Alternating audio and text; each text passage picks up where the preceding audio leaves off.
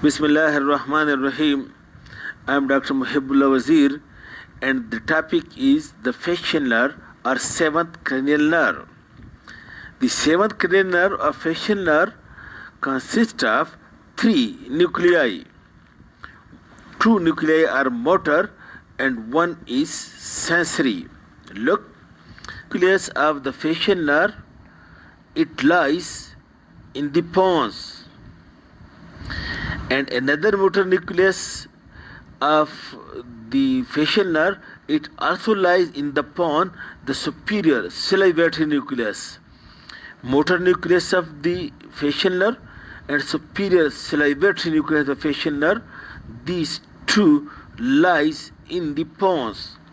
The third nucleus is the nucleus of tectus solitarius.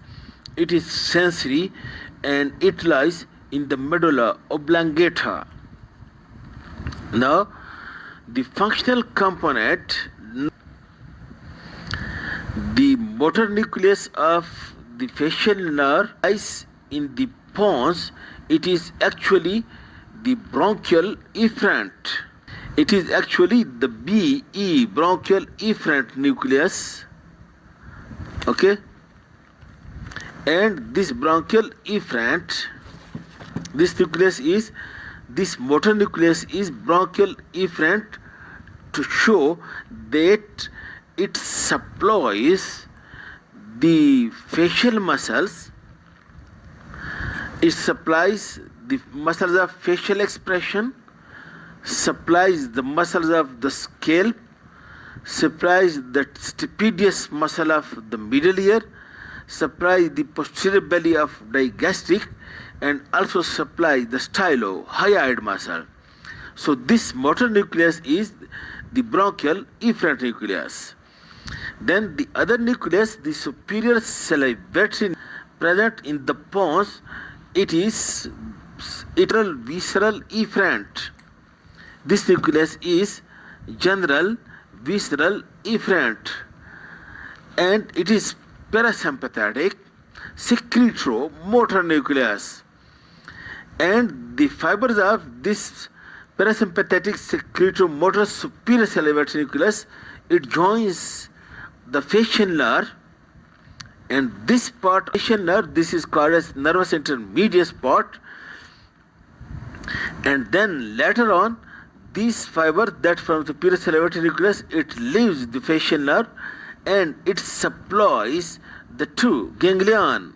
One is the pterygopalatine ganglion present over here in the pterygopalatine fossa, and one is the submandibular ganglion present behind the mandible, and relay over here.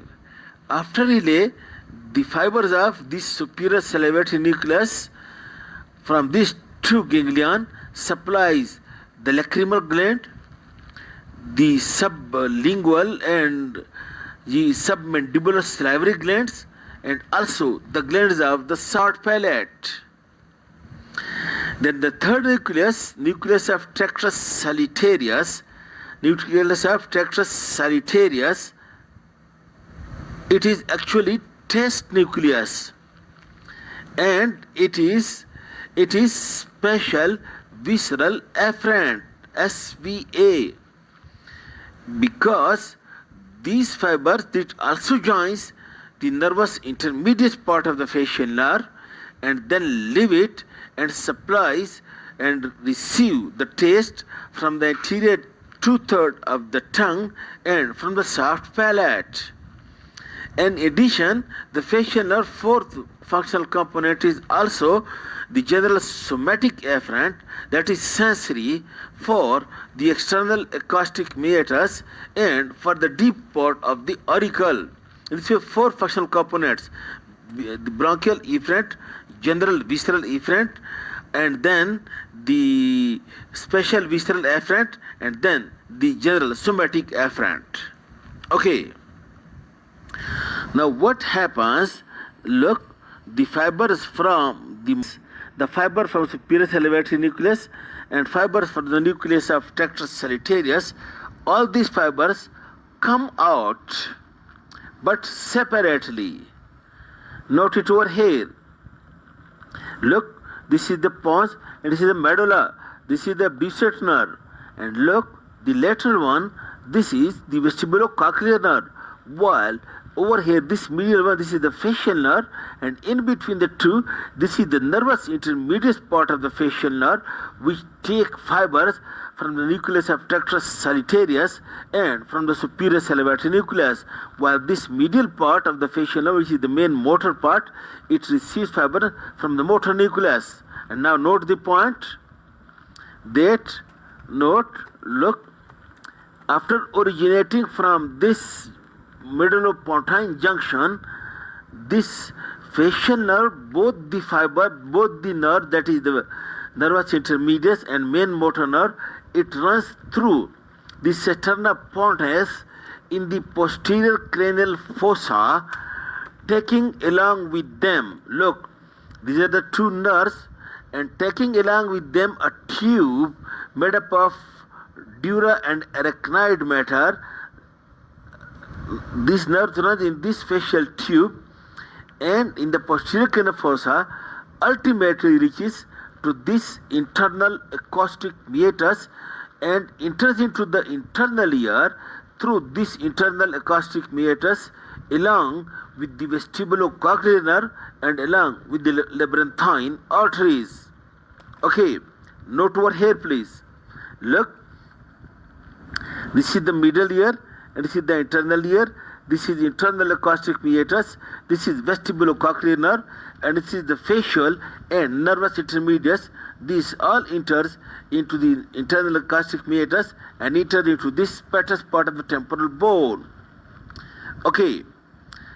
Now, running laterally in this internal acoustic meatus and reaching over here to this anterior part of internal acoustic meatus, what happens that the two parts, that is the nervus intermedius and main motor part, fuse with one another to form a single nerve trunk, and over here then these two nerves comes a single nerve, make a single nerve, and the tube of meninges, it fuses over here with the nerve, and the nerve now it runs in this internal ear, note the point, and this petrous part of the temporal bone, and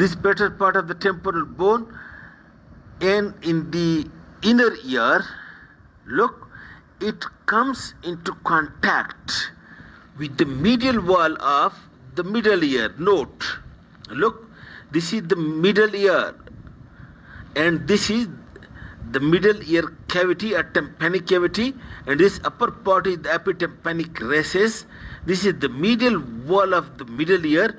This is the escutcheon tube and having this muscle, and this is the internal ear, and this is the nerve.